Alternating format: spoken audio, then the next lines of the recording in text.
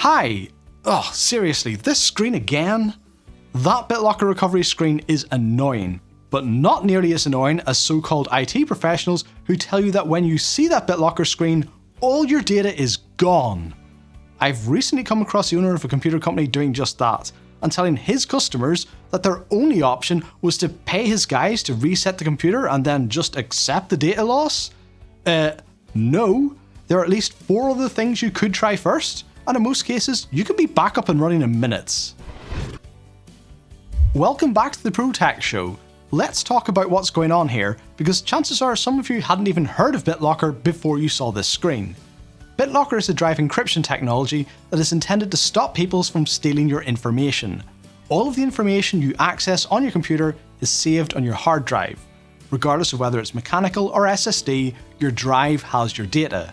When you start your computer, it's probably protected by a password or a PIN or something.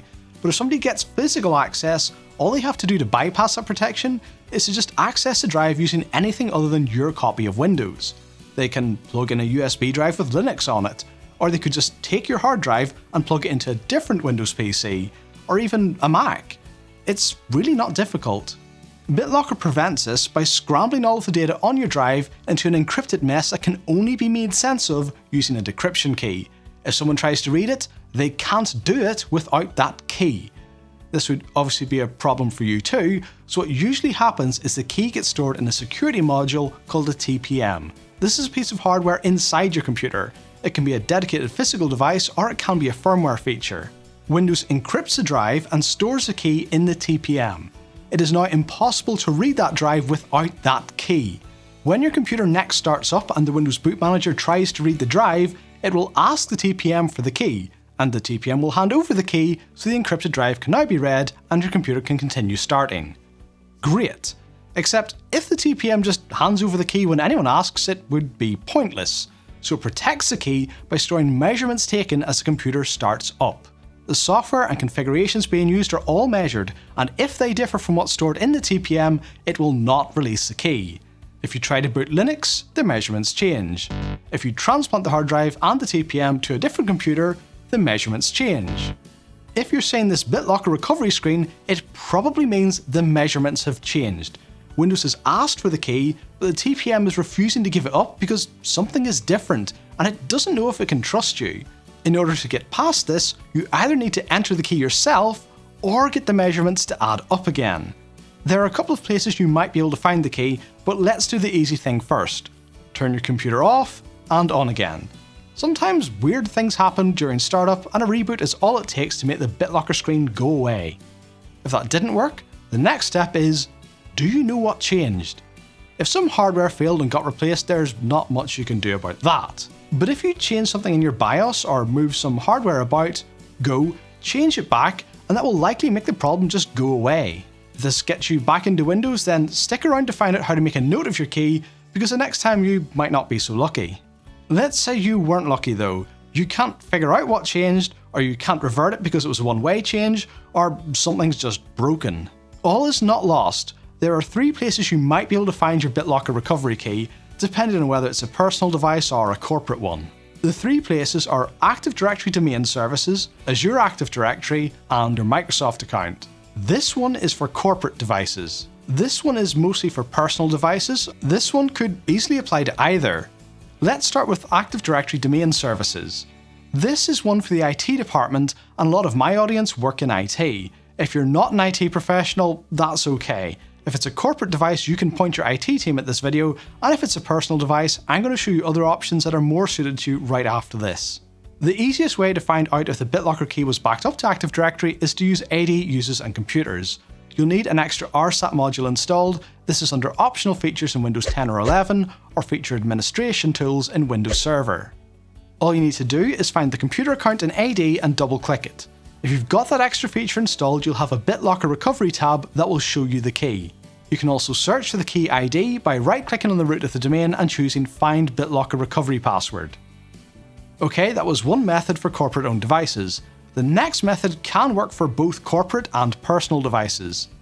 Another place your key can be backed up to is Azure Active Directory. Azure AD is typically owned by an organisation, but if you've ever used your computer to log into your work or your school account, there's a chance your computer has been registered with it.